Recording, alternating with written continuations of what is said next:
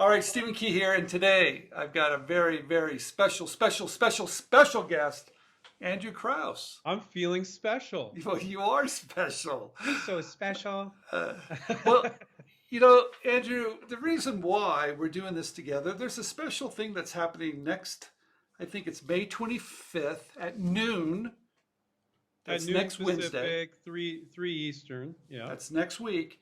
We have an amazing guest coming on one of our other platforms, Inventors Groups of America. hmm We have Keith Chapman. Now, a lot of Yeah. people Now, what probably did he don't do? know who he is. No, but they're gonna know what he did. They're gonna recognize it when you tell them. Yeah. Now, everybody be prepared for this because this is quite amazing. Keith Chapman is the creator of Bob the Builder and PAW Patrol. Uh Now, huh. if you've got kids, I can guarantee that you have some merchandise from PAW Patrol. Oh yeah. My daughter's 9.5. She's older now. She's been watching more, but she loved it. Oh I, my God, the little cute little puppies and stuff. Oh my God, she well, loved Paw Patrol. yeah, both those properties have earned over $10 billion. In fact, PAW Patrol earns $1 billion each year in Wow. retail. I think it's retail sales. So the royalties to Keith are just in the millions, in the It's not just the millions. show; it's all the merchandise, right? Well, it's the merchant. He gets a piece of the merchandise. He gets a piece of every time they air it, the movie. In fact, he licensed it to Spin Master, and those two co-founders of Spin Master are billionaires now because of that. Wait. Millionaires? Billionaires. Okay. Wow. That's how big this is the biggest kids entertainment show ever. It's even surpasses even some like even the Disney stuff. This is how And, big Paw and Patrol it is. has staying power. Well, it's not just staying power. How do you create that? So he's coming on IGA, American IGA, Inventors Groups of America. He's coming on next week, and I'm going to ask him some really amazing questions, Andrew. So if people want to check that out, they could go to inventleader.org and they can sign up for that newsletter and they get all the details, right? Everything's going to be down All below. right. So okay, I'm an inventor. I'm doing kitchen gadgets. I'm doing this or that. Oh, How is this an invention, Stephen? It's okay. a cartoon along Well, with merchandise, and what are they going to learn? I believe, and I knew this years and years ago, the biggest money you can make is building brands, is building a character. That is Art. the biggest money you can make out of all of it. If you can pull it off like he did. And we're going to ask him how did he pull it off. In fact, what's really great, Andrew, he started out with these sketches of these dogs, puppies, Yeah. and the one line benefit statement we always talk about, it was pups to the rescue. Their kennels turn into service vehicles. Yeah.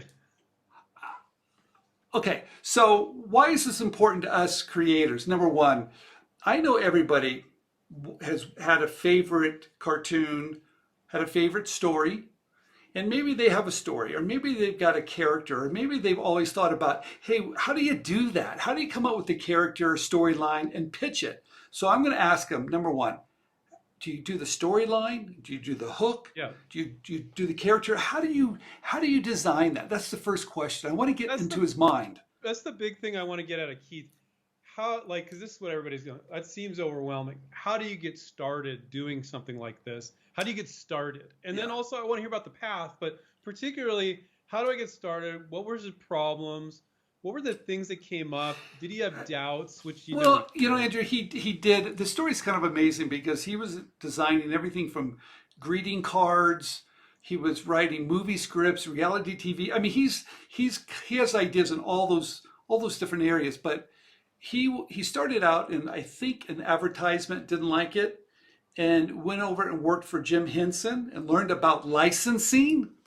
Blew his mind. He goes, "That's what I want to do," and started creating these characters. So, Right. but what's really great, I'm going to ask him, how does he pitch it? Does he do a storyboard? How much of the story does he write? What about the one line benefit statement? How do you capture the essence of a story in one sentence, which Is he he? does? Well, I mean, we're going to ask him a lot of questions, but is he an artist? Yeah, he sketches. Yeah, he's been. In And fact, I want to know, so I want our audience to know, like, okay, maybe you have this concept, maybe you got a storyline, maybe you got characters, but you're not an artist. So I want to hear from him too. Like, if you're not an artist, how can you still do this? Can you still do it? I think you can. That's probably well, what I it's. think you can. I used to work with Russell Hicks that did all the Teddy Ruxpin books, and we teamed up, and he was the artist, and I'd come up with the stories or the characters, and he would bring them to life. But you know what's really interesting too? I want to ask him, how did he get to Spin Master, and what did he pitch? I mean, Mhm. I want to know exactly how he did it so we can share it with everybody, because maybe you have that big idea. Maybe you have that storyline. Maybe you get this little character that you're always thinking, gee, what if he came to life and did this? And maybe he taught kids a certain story. I mean, I think this is amazing. This is probably the most successful person we've ever had on any of our platforms. Is Mhm. Now, what else is crazy? He lives in Monaco. I mean, who lives in Monaco? I think he's from the UK and he lives in Monaco. Yes. Pardon me if I got that wrong. That's right. No, that's Yeah. correct. And that's But why we're doing it at noon Pacific, because it's like 8 hours later for him. that's right. Yeah. Now, you know what else is amazing too? He's had some failure, right? Everybody wants to hear that. It makes it more real, right? He did, back in 2008, his company went bankrupt. And he had Oh. 80 employees, had to let everybody go. Oh, geez. So, and that was the recession, 2008. He had it too. Yeah. And so he had to start over from scratch again. So he's overcome a lot of obstacles. I know we all have obstacles, but to think that a little sketch and an idea, right, can turn into this billion-dollar seller. You know what I want to ask him too is the cart and the horse thing. Can you do the merchandise first? Do you have to do the show first? Do you have to do the book first? I want to know all that. I don't think we need to answer that because he's the expert. We want him to tell us his thoughts and what else he's seen, what he's done, what other people have done. I mean, he's an expert in this. I don't know what we're going to call this. It's like No, it's character. No, it's really character licensing. Yeah. It's the biggest licensing game on the planet. We talk a lot about licensing. We talk about product licensing. This is character licensing. There's brand licensing. Right. And this show, PAW Patrol, has been translated in, I think, 160 countries. Wow. He's got it, everything from shoes, the lunch boxes, the pillowcases, everything. That means that cash register I is could see a ringing little kid, every "Mommy, minute. Daddy, I need the Paw Patrol this and the Paw Patrol That- that. I need everything." And it's like, That's That, my little kid. that register is ringing every minute of every day. And I'd like to know, well, that's too nosy, but I think a significant percentage of that money is merchandise. But of course it's the show too. Well, they've had a movie. What's really great about it, they had a big movie came out in 2021. Another one's coming out in 2023. But he gets a piece of all of it. Every time they air it, he gets a piece of it. A rerun, he gets a piece of it. I'm impressed with your research, Stephen. You're going to do a great job with this interview. I was so fascinated with this because I was able to see Teddy Ruxpin, Yeah. right? A concept, a toy it was turned into books. It had a movie. Well, hey, there might be some younger viewers. Do you have Teddy on the shelf there? So Stephen worked at Worlds of Wonder. They did a Teddy Ruxpin. There you go. It's right over there. World's first talking teddy bear.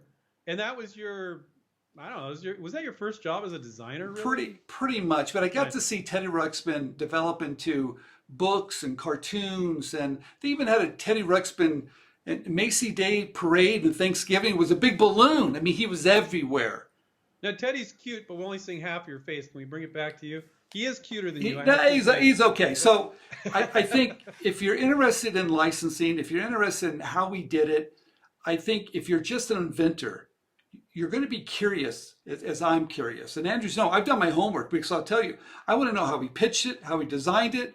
I want to know his failures. I want to know what he's doing next because I'll tell you, Andrew, he's still doing a lot of it. He's got other shows coming out now. He has not stopped.